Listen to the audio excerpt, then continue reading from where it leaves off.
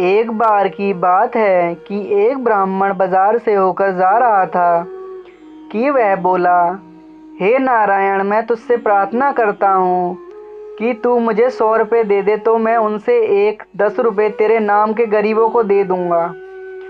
क्योंकि उसके पास तो अपने अगले खाने के लिए भी पैसे नहीं थे। नारायण को उस पर दया आ गई और उन्होंने उसकी प्रार्थना सुन ली। ब्राह्मण को तुरंत ही पैसे मिल गए, जिसमें से 10 रुपये उसने अपने दूसरे हाथ में रुमाल में बांधकर निकाल कर रख लिए, ताकि जैसे ही उसको कोई गरीब आदमी मिले तो वह उनको दे सके। तभी उसके सामने एक अंधा आदमी भीख मांगता हुआ आया।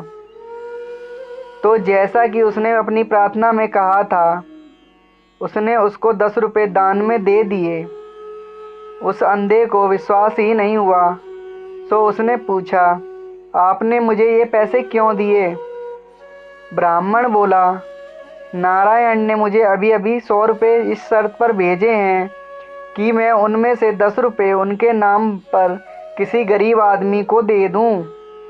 अंधा बोला, भगवान आपको सुखी रखे, मेहरबानी करके मुझे अपना सारा पैसा दिखाइए। मैंने अपनी सारी ज़िंदगी में 100 रुपये कभी एक साथ नहीं देखे, मुझे उन्हें कम से कम महसूस तो करने दीजिए। ब्राह्मण की इसमें उसकी कोई चालाकी नहीं लगी, सो उसने अपना रुमाल उस भिखारी के हाथ में रख दिया। बेवकूफ़ आदमी, वह कुछ ज़रा ज़्यादा ही सीधा रहा होगा। पैसों का रुमाल लेते ही भिखारी ने दिखाया कि वह उसका ही पैसा है। सो ब्राह्मण उसके ऊपर चिल्लाया और उससे अपना रुमाल छीन लिया। तो भिखारी ने ज़ोर ज़ोर से शोर मचाना शुरू कर दिया, बचाओ बचाओ, यह आदमी चोर है, यह मेरा सब कुछ छीनना चाहता है। ए लोगों, इसको पकड़ लो, अब इससे और लड़ने की ताकत मेरे अंदर नहीं है। आसपास चलते चलते लोग चिल्लाए, क्या बात है, क्या किया इसने? भिखारी बोला, यह मेरे पैसे छीनना चाहता है। देखो, इसके हाथ में मेरे सारे पैसे हैं, 90 रुपये। चाहो तो गिन लो, मैं सच बोल रहा हूँ। लोगों ने ब्राह्मण को पकड़ लिया और उसके रुमाल के पैसे गिने तो वह वाकई 90 रुपये थे। उन्होंने भिखारी का विश्वास कर लिया और उसका पैसा उसको वापस कर दिया। ब्राह्मण ने इसका बहुत विरोध किया, पर सब बेकार, लोग उसका विश्वास ही नहीं कर रहे थे। उसने उनको अपनी कहानी भी सुनाई, पर वह भी उनकी कुछ समझ में नहीं आई कि ऐसा कैसे हो सकता था। सो वह अपने घर की तरफ जल्दी जल्दी हो सकता था चला गया। जब वह घर पहुंचा तो उसने यह किस्सा अपनी पत्नी को बताया। तो उसकी पत्नी ने कहा, तुम भी कितने बेवकूफ़ थे कि तुमने उस भिखारी को अपने पैसे दिखा दिए। तुमको अभी भी इस अंधे भिखारी की चाल समझ में नहीं आई और तुम यहाँ लौटकर चले आए। जाओ और जाकर उसका पीछा करो और देखो कि वह ये पैसे कहाँ रखता है। ब्राह्मण तुरंत ही बाजार वापस गया। वहाँ उसको वह अंधा भिखारी मिल गया। वह धीरे धीरे एक मस्जिद की तरफ जा रहा था। मस्जिद के अंदर पहुंचकर वह वहाँ एक जगह पर बैठ गया। कुछ देर बाद उसने चारों तरफ देखकर कहा, यहाँ तो कोई नहीं है।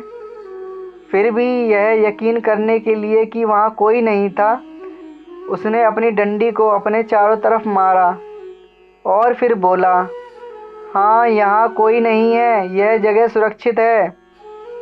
फिर वह मस्जिद के एक कोने में गया। वहाँ पहुंचकर उसने फर्श से थोड़ी सी मिट्टी हटाई और ब्राह्मण से लिए हुए 100 रुपये नीचे रखे, एक मिट्टी के बर्तन में रख दिए जो उसने वहाँ छिपा रखा था। फिर वह बोला, अल्लाह का लाख शुक्र है, सुबह मेरे पास केवल 1000 रुपये ही थे, पर अब मेरे पास 1100 रुपये हैं। अल्लाह का बहुत बहुत शुक्रिया। जब ब्राह्मण ने भिखारी की ये शब्द सुने तो वह बहुत खुश हुआ। यह करके भिखारी मस्जिद के बाहर निकल आया। जैसे ही वह मस्जिद के बाहर निकला तो ब्राह्मण मस्जिद के अंदर गया।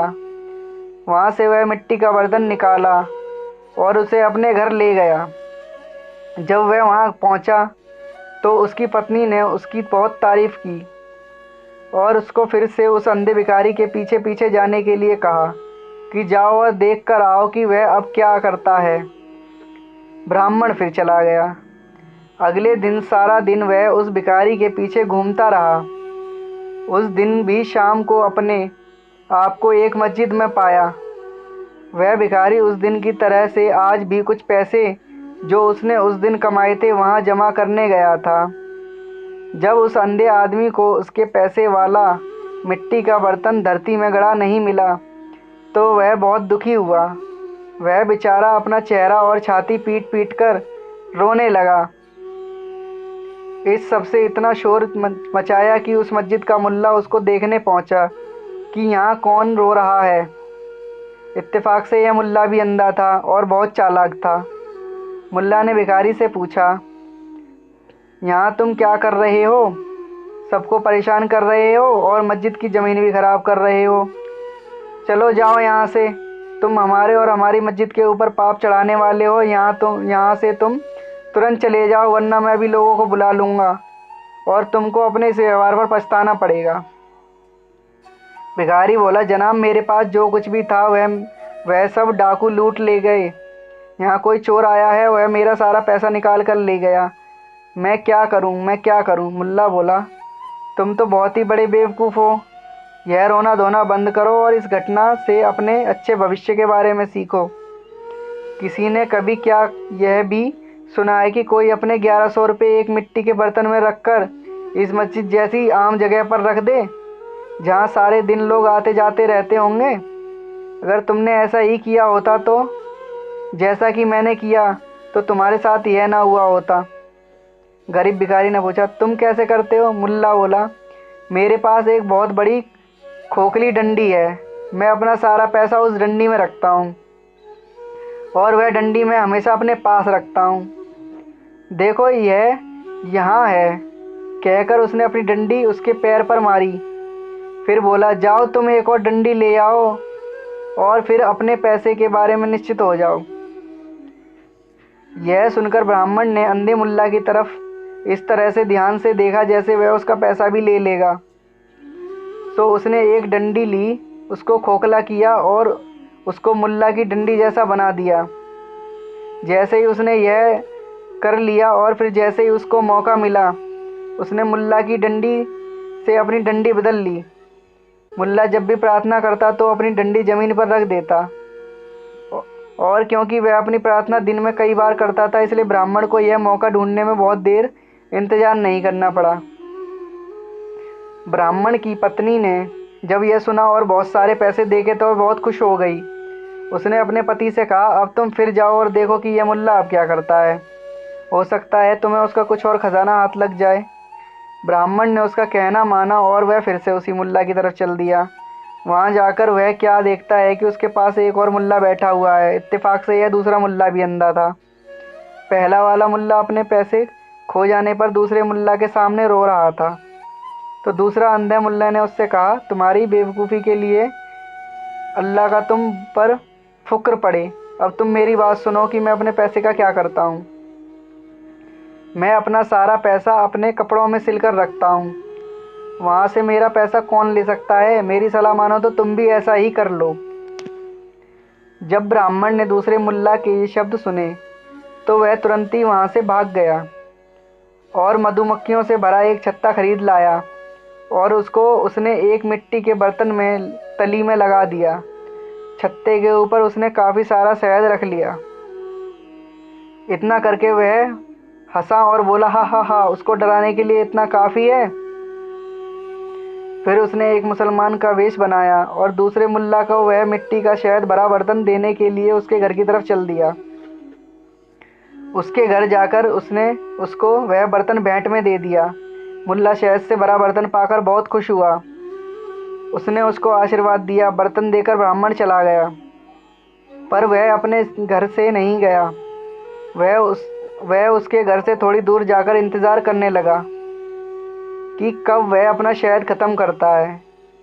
जैसे ही ब्राह्मण उसके घर से गया, मुल्ला ने शहद निकालने के लिए बर्तन में हाथ डाला कि उसको बड़े बर्तन में से निकालकर छोटे बर्तनों में रख दे, क्योंकि वह नहीं चाहता था कि कोई दूसरा उसकी इतनी सारी चीज़ को उसके पास ही एक बार में देख ले। उसने शहद से एक छोटे बर्तन भरे ही थे कि अब उसका हाथ शहद की बजाय मधुमक्खियों के छत्ते पर जाने लगा।